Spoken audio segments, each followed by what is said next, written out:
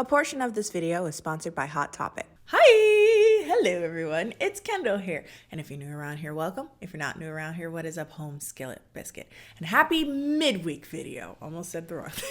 So it's been a while since I've done a Get Ready With Me. It's also been a while since I've done a Big Sis Kin talk.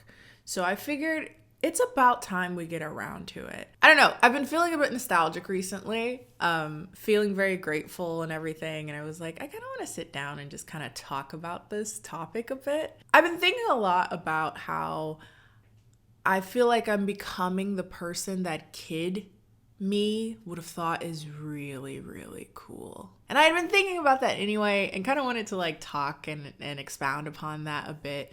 And then it finally got cemented by today's sponsor. I just had all of this realization of just like how full circle my career is and my life has been a lot recently. I don't know, Saturn return. Isn't that what happens when you turn 27? So I wanted to do a Get Ready With Me on that and also share some big sis advice for those of you that care at all about my very unprofessional opinion. I don't have no credentials.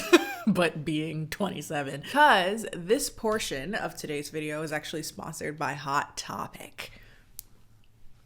Y'all don't understand how full circle of a moment this is, because when I was a teenager, too young to work in a store, my shining beacon on the hill was one day I will work at Hot Topic. But today, Hot Topic is working with me, baby. Hot Topic is the one-stop shop for anything pop culture, music, and fashion. Whether it be your favorite band, your favorite game, your favorite anime, you're sure to find something that represents you and your interests. It was so nostalgic and surreal to be able to pick out items that I like really wanted.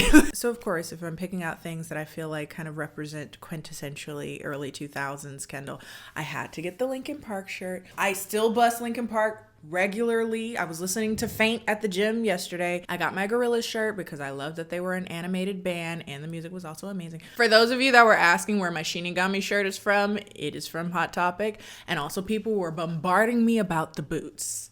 They are also from Hot Topic. I finished up my inner child working early 2000s fantasy with my Kirby shirt, the Kirby shirt and suspenders skirt. I actually wore it wrong.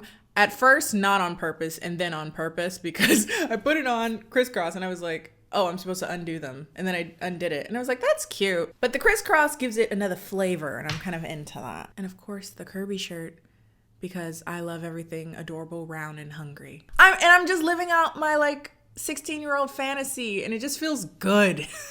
You can shop online in store or you can get items shipped to the nearest location that you can pick up at the store as well. Feel free to shop any of my links. Those will be down in the description box. So big thanks again for Hot Topic for helping me live out that dream. And thanks again for sponsoring this past portion of the video. Let's get on to the rest of the debauchery though. Okay, so like I was saying, I've been doing a lot of like reflecting on life in general, reflecting on how grateful I feel a lot these days. I haven't done a Get Ready With Me in a while, so I'm a little rusty, even though there's no rhyme or reason to these anyway. I kind of just speak off the cuff, speak about what I've been thinking about.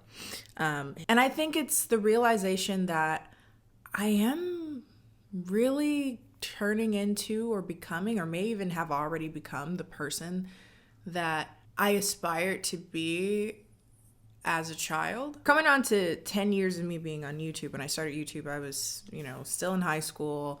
I started my YouTube for completely unrelated reasons to how I kind of, exist on YouTube right now. For those of you that don't know, I originally started my channel because I wanted to learn Korean.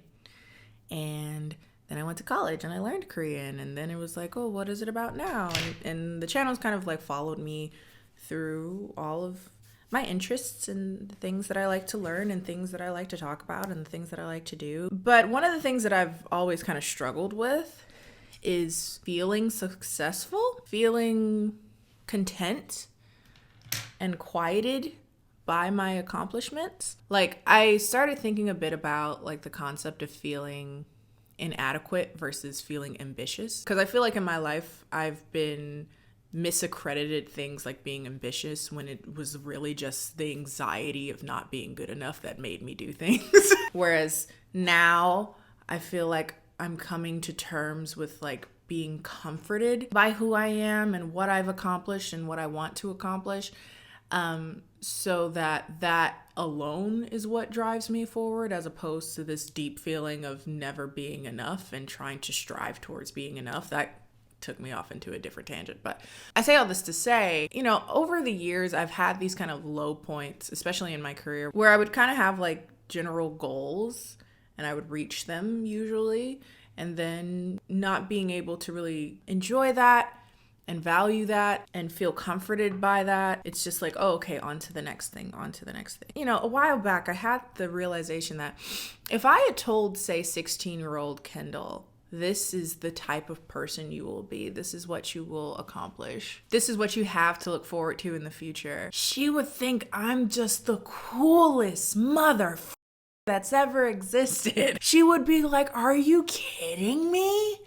That's what I get to do? I've always had a problem like congratulating myself. I undermine every accomplishment I've ever done, ever, because I'm like, well, if I did it, it couldn't have been that difficult. But since like 2020, and since getting therapized, and since my mom died, and there's just a lot of things that really took place that had to shape me and change me and really put into perspective things, I've started to really work on finding comfort in the fact that, 15-year-old me would be so stoked to see the life that she has ahead of her. That's really exciting. And it's really comforting. I don't really know what the future holds, and I don't know where it's going to go, but I'll be okay regardless. I think of not even just me as a child, but like me, even as a younger adult, starting off doing more like beauty related content.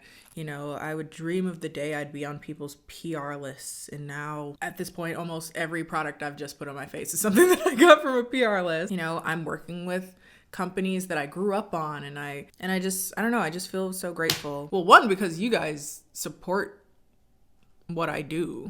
Again, my channel has kind of changed, had so many different lives because I've had so many different lives. There's so many things that I'm interested in, that I will be interested in, that I have been interested in. And there's just like a sizable amount of people who have always kind of just been along for the ride, and I wouldn't be here without those people. And for once, really allowing myself to feel proud of myself. I still struggle with it because it doesn't come naturally. I'm so grateful that I can do things that I find interesting as a career. I've been able to make such a great community off of that. I've been able to work with incredible creators myself, and we have the podcast now. And as of filming this, last time we checked, it's like doing really well, and it's like, what is going on there? Been able to make music, and people support the music, and it's just like, this is so cool that I've been able to again have all these different lives,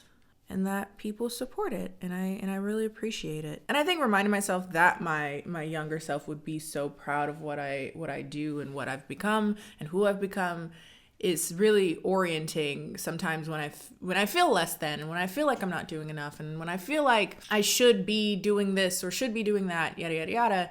It's just, it helps to refocus on like, oh my God, shut up. You're doing great, sweetie. Like one of the big themes of like my therapy sessions last year, I am my biggest bully. If I can't make sense for why something went wrong, I will make it my fault immediately. It was like, well, obviously it was me. I was never able to just kind of be and exist. There was always something to critique. There was always something to get better. And if I never figured out how to free myself from that, then it didn't matter what I did. I would always be unhappy. I would always feel unsatisfied. You would never be satisfied. I've actually never seen Hamilton. So for me, having this conversation of like becoming the person that young me would have found so cool is really self-affirming, provide almost a weird objectivity in the sense that now it's not just me, it's a younger version of me who had no idea, had nothing but anxieties about what would happen in the future, and to find comfort in that I've become a lot of things that I wanted to be. And I think the way I'm saying this, it comes off as if like a career is ultimately how you become actualized, and I'm not actualized entirely as a person, but I say all that to say it's not, entirely in relation to work. Maybe your younger version of yourself just wanted to be more confident, wanted to learn a skill, wanted to have quality friendships, wanted to be a parent, want it to be, you know, any of these aspirations that you may have wanted as a child, and finding comfort in you either becoming those things or working towards those things, you know, becoming that person that child you would have found really aspirational. I think that helps like kind of drive me too, like gives direction. Like I don't paint like I used to. I don't do a lot of like traditional art like I used to. I was a painter, I was a drawer or whatever. But if my younger version of myself learned that I work in using my face as a canvas, essentially,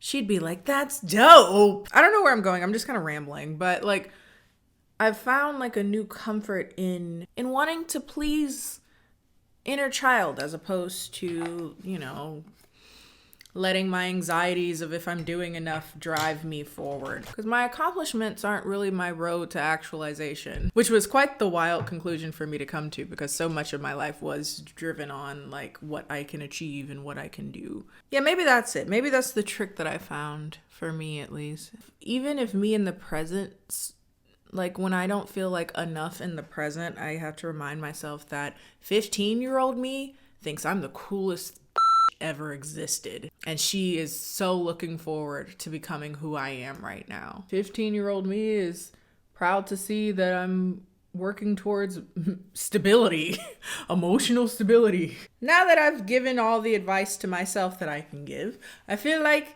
now maybe I can give a little big sis Ken advice, you know, because sometimes the reflection might be able to run off to another group of people who were as chaotic as I was when I was younger. With that said, I'm going to disclaim yet again that I am by no means a mental health professional. I am by no means a counselor.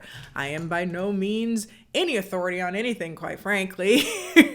I'm just a chick who does a lot of thinking, who's living a bit of life, and just has some thoughts. So again, I don't know your particulars in regards to your things either. Disclaimer, remember, I am just some chick on the internet. I don't know you. How to cope with taking time away from people with the intention of flourishing individually to one day meet again, but as the best version of ourselves, without the overwhelming anxiety of falling off in the process. Well, one of the very sobering realizations I've had over the last few years in regards to people and relationships is that it's more than you.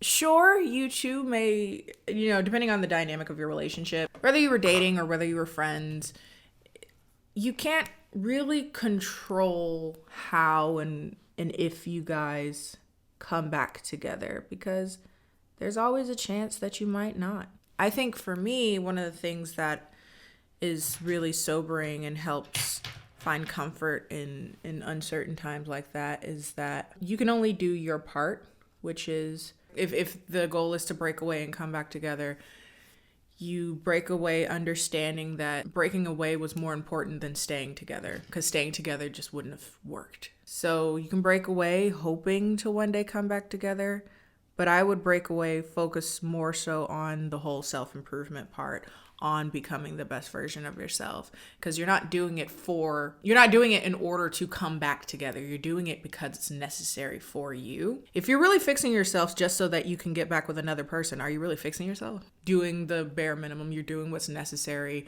to get back with that person. The self-improvement has to be entirely because you want and need it for yourself, and who gets to benefit from interacting with you afterwards, you know, that takes place afterwards. That comes to fruition once we get there. And also just realizing that some things are anxious. A lot of growth, all growth is painful. That's another really annoying lesson I had to learn over the past few years, is that all growth is uncomfortable. Because if it wasn't, we'd all be doing it. If we could benefit our lives and not be uncomfortable at all, more people would benefit their lives. I think once we accept that growth is inherently uncomfortable, that growth is inherently vulnerable, especially in relation to other people, that to avoid growth is to accept being unsatisfied. And if you are going to accept it, then that's totally your prerogative. But it sounds like what you want is to grow. So let the growth be the focus, and not on whether or not they'll be along with you for that ride. Just reminding yourself that you'll survive.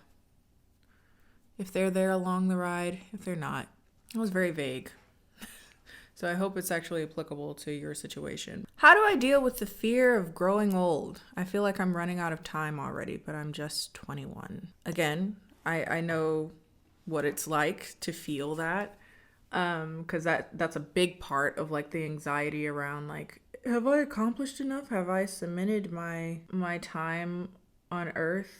You know, that, well, at least that's where mine happened. I would have like hella existential crises about that. I think more than ever too, people feel like they're supposed to be millionaires by 18. It's recognizing that, first of all, 21 is incredibly young. I think this is one thing that I've accepted over the years, is that no one really knows what they're doing. You don't have to rush to know what you're doing. The only thing that you need to do, and as cliche as it sounds, but it's true, be the most authentic version of yourself possible and aspire to make a life around that. Work towards the things that interest you, work towards the things that you want to be better at, to get better at, and just let your course take its course. There's plenty of people who have like found what they really wanted out of life, you know, later. And this goes for any other questions around people who feel like they're starting things late, that they're behind in any capacity on your career, on your love life, on... I find that career and love life are the two situations in which people always kind of feel this pressure to be at a certain place at a certain time in their life. And it's like, babe, and like wherever you start, whenever you start, isn't as important as like doing the thing. How do you deal with people who refuse to grow? I'm currently talking to this guy, but he keeps on saying insensitive things, kind of invalidate the Black experience. I'm Black, he's Latino and white. We even had a whole argument about why he shouldn't say the N-word. Even then, nothing. I think we're asking the wrong questions here, love. Perhaps the question should be, now that you've said your piece, why do you feel like you have to continue to communicate with this person? They've obviously shown that not only do they disrespect you as a Black person, they have no intention of respecting you in the ways that you've already openly articulated. But not only that, he's willing to do everybody like you in that way. So ask yourself, why do I think that I have to prove my humanity to this person who's already articulated that he has no intention of doing so? I assume it's a man. You said he, right? Yeah. People that have already articulated that they have no desire of being, you know, good to you, like not even like as a partner or whatever, but just as like a human being. He's articulated to you that he has no interest in respecting you. Why do you want to continue to be in this person's life, or vice versa? That is our new question, people. And this isn't just for this very blatant, obvious interaction. In general, kind of asking ourselves the question of like, why do I think I have to put up with certain How to deal with expectations from your parents. Obviously, everyone has them, but especially the hurt that follows if you disappoint them. I've kind of said this before, and it does sound more crass than I want it to, but it's just being honest. The goal is to outlive your parents, right? I know that sounds up, but one day they're not going to be around. And what are you going to do? You're going to be left with a life that you never wanted because you didn't want to disappoint people who are no longer here.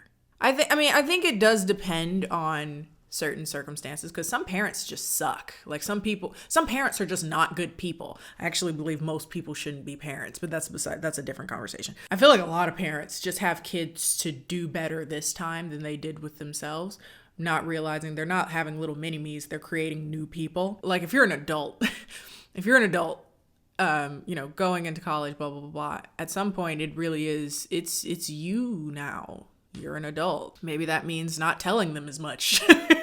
Maybe it means just, creating new boundaries, creating new expectations, new consequences. Of course, again, everyone has to navigate that differently depending on your culture and depending on your circumstances, living circumstances with parents. That's where that starts to come into play. How to effectively eat chicken wings without choking on the bone. Please, I've suffered my entire life from this. Crack the wings. If it's a whole wing, you crack the wings and you pull the bones out. You're welcome. Especially on the flats.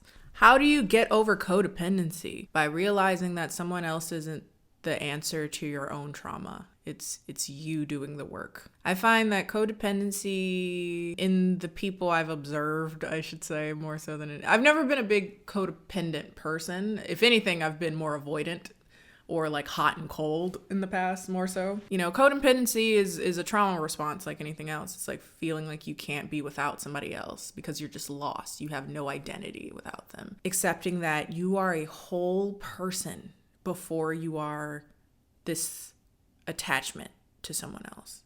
And there's a lot of factors that make that harder to detach. If you have kids with a person, if you live with a person, if you're asking to try to get rid of codependency, it sounds like you want to not be codependent. And again, I don't have all the answers. I'm no mental health professional, but I think talking to one would really help because you could kind of figure out more where this attachment comes from and where this fear of being abandoned comes from.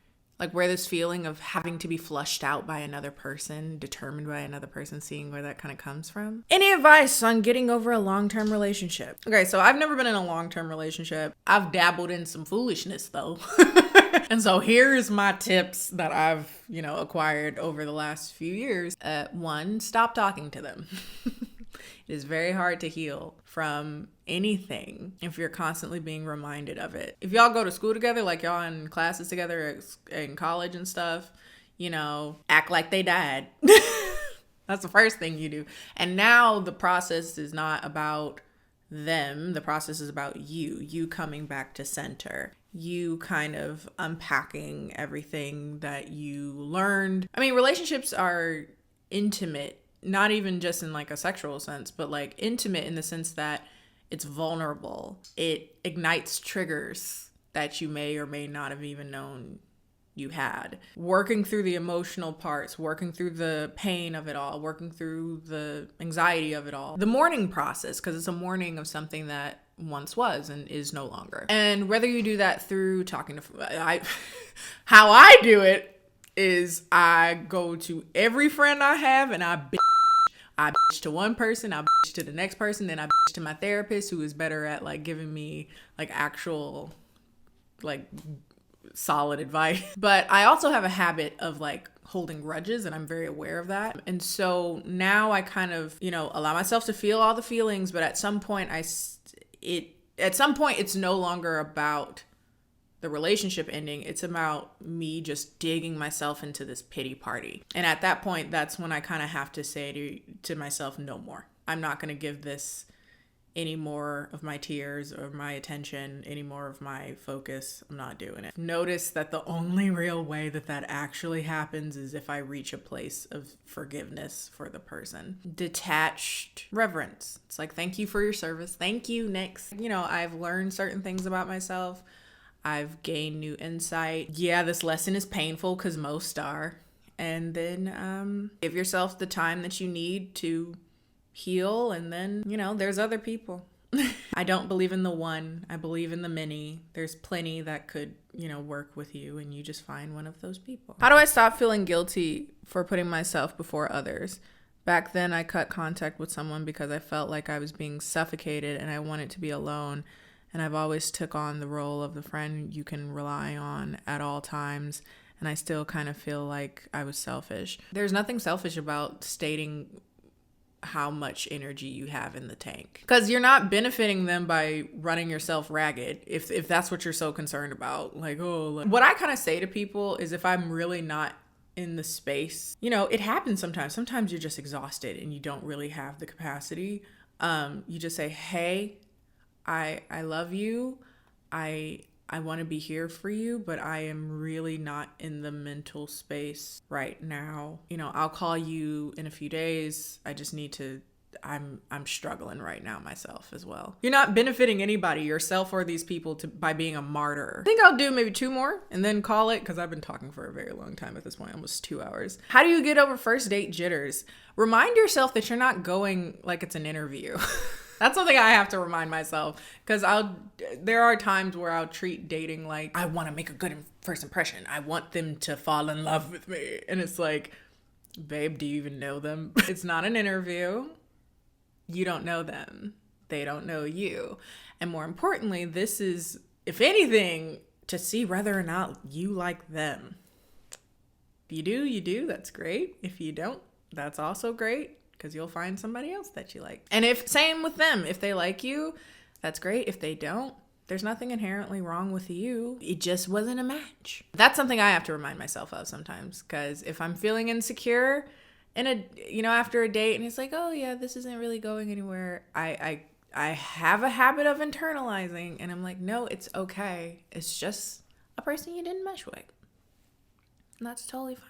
I'm 18 years old, and ever since I started high school, I've never been single. You guys know my thoughts on like dating in high school. I don't see a lot of benefit in it, but okay. Currently in a 2.5 year long relationship, and I want to break up with him because I've never had myself to myself, but he's a great guy and I don't know what to do. Should I break up with him? Yes.